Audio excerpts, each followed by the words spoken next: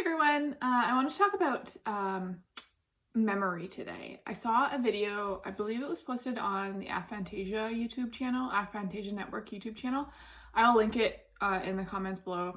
I don't know all the details, but one thing stood out at me about this video, and it made me think a bunch of thoughts this weekend. So I'm going to go through that with you. So in this video, it was they did some research. I'd like you to watch it because I'll butcher what it said, but basically they were researching aphantasia and then getting people to draw certain things.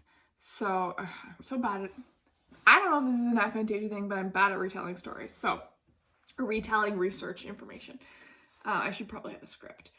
But anyways, in this video, they were talking about how it was like a controlled research study. They had people who had aphantasia and people who didn't have aphantasia.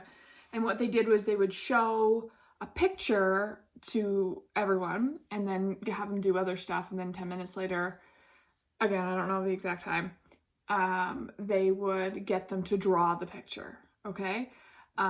Without seeing it. And then they also did it with the picture in front of them. So the differences between the aphantasia people and the people who don't have aphantasia were like the ones that they couldn't look at the image while doing it.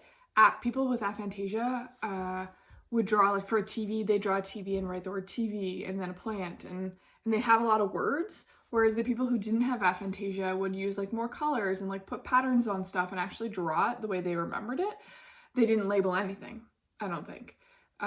Maybe some did, and that is totally what I would do. Like if I was doing a memory task, I'd be like, oh, I would, like right now I'm sitting in front of my bar. If I wanted to remember what my bar had, I would like come up with a rhyme in my head. Goldschlager, blue, Caraco, peach, what, I don't know. I would do something and memorize it in a word way. And then I would like look at the space between objects and try to remember those spaces. But if I were to have to draw this situation from memory, I wouldn't be able to. I would just like draw the bottles and put the names of the things on as best as I could remember. I'm pretty sure that's what I would do. And then if I were to draw from a drawing, that's where I would put the details in. And that's what they found in this exercise. So people with aphantasia didn't necessarily have poor drawing skills. When they had the image in front of them, they could draw perfectly fine and they would put all the details in that they saw. So they would put all the colors and all that stuff. So it's not that people with aphantasia can't draw, but our memories store things differently. So we would remember, you know, whatever was there, but we wouldn't remember the details of it.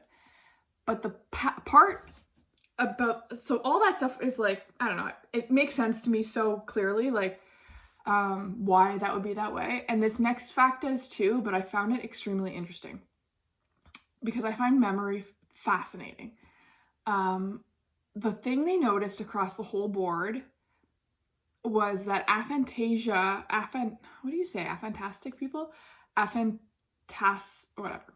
People with aphantasia, when they did the drawing without seeing, so like 10 minutes later they had to draw what they remembered, they never added in anything that wasn't there. They didn't like accidentally add in something. Or maybe they did on occasion, but so when they added something in that was different, it was because they had to look at 3 pictures. Like there was 3 different, or however many different things going on, so they would add something from a different picture that they had also had to try to remember, but they never added in anything that wasn't there. Whereas the people who don't have aphantasia, their memory, they put all these details and stuff. They changed the pattern on the rug, they changed the way the flower was, they would add a clock in when there wasn't a clock, because they would add in stuff that I think the scene was like a living room scene, so they probably just would put in something that they would assume would be in a living room. Whereas people with aphantasia just remember the straight facts about what was in the image. So I found that really interesting because I feel like that might be a superpower for us. We only remember stuff that was true and real. I have an argument with my son all the time. He always brings up memories that I'm like, I don't think it happened that way, but I don't know, he thinks it did. And I don't know. I think I also don't I don't know if I have the SDAM or not. I've done the quiz before, and I'm not sure if I have it. It's hard because I look at my husband and I'm like, I think he has it. He also has aphantasia. Anyway, so the thing that I was thinking about after learning about this, I thought it was really interesting that people with aphantasia don't add stuff and people with aphantasia do. It was a pretty big, I don't know, watch the video. It's interesting. I love all the research on this. I find it fascinating.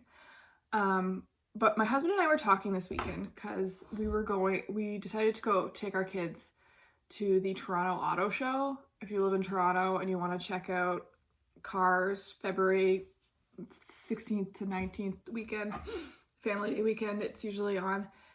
It's awful and crowded. If you don't like crowds, don't go. Anyways, I was saying to my husband, I'm like, last time we went, blah, blah, blah. And he's like, we've never been before. And I was like, I've been at least 3 times. And he's like, no. I'm like, and I know that I went with you. Like, I know it. And I'm like, I'm pretty sure I went with our 2 kids, not our 3rd one, or our 4th one, but I'm pretty sure, like almost 100% sure. Like, I remember details of it. I used to work for a company that worked at the auto show, so I got tickets for free, so we would go. And I often got asked to work. So my husband says no, and he's like so stubborn and believes that to be true. But I believe it to be true. We both have aphantasia, so I feel like if I have the memory, it must be real. But memory is such a fascinating thing. I also, I don't know if you've read Will Smith's book. I know controversy, Will Smith, but his book is really good. And I found it really fascinating. At one point he talks about how deathly afraid of water he is. He was super scared of swimming. Never learned how to swim, I think. Oh my God, I'm gonna butcher this. Read the book. It's a good book. But he talks about how he had a near-death experience or a near-drowning experience. He thought he'd drown. And for years, up until he was like 45 or something, he told this story to everyone about why he was scared of water, because when he was little, he drowned or came close to drowning. And then one day his mom was like, that didn't actually happen. So he like put that in his brain, like he made a traumatic event happen that didn't happen. And I wonder how often we do this to ourselves. Like, I don't, because I have aphantasia. I don't make shit up. But people who don't have aphantasia, like, do they just randomly make memories? Or like, are dreams and daydreams so vivid that they can feel like real life? And that's like, I think about deja vu.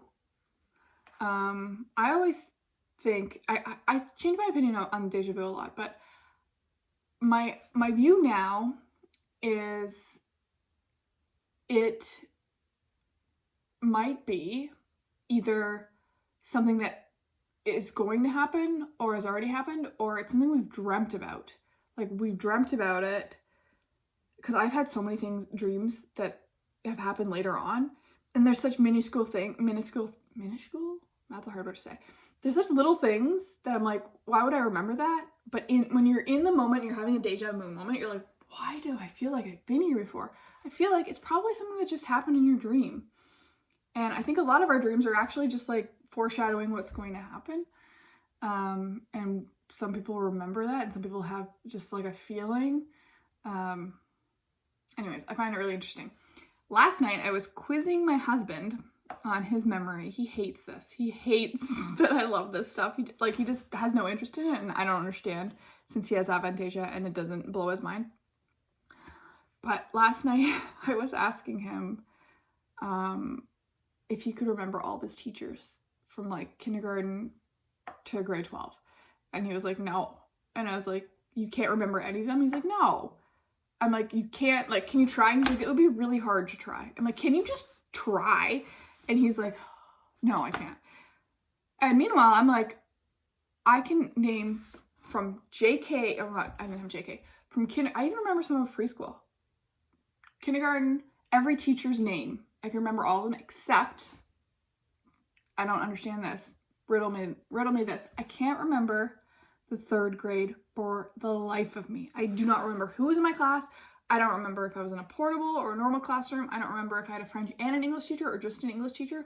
I vaguely remember my grade 3 teacher's name started with a B. Maybe Mrs. Bernstein. I'm not sure. I don't remember what she looked like, other than I think she had short brown hair. And I'm thinking to myself, if I can remember 1, 2, or kindergarten 1, 2, 4, 5, 6, all of those things, why is the grade 3 missing? I'm wondering, is grade 3 my missing puzzle piece? Is it where I had some sort of trauma? Did I have some sort of trauma in grade 3 that caused my aphantasia? I don't know. So I'm going to try to get to the bottom of that. Or is it because grade 3 was really boring and there was nothing to remember about it? Maybe nothing memorable happened in grade 3. Could that be it? I don't know. Anyways, I would love to hear from all my people who have aphantasia. Comment below if you can remember your teachers from grade 1 to grade 12, like your elementary to high school. Can you just, okay, or even grade 1 to grade 8, because grade 12 or high school you have such random teachers. Just your elementary school days. Can you remember them?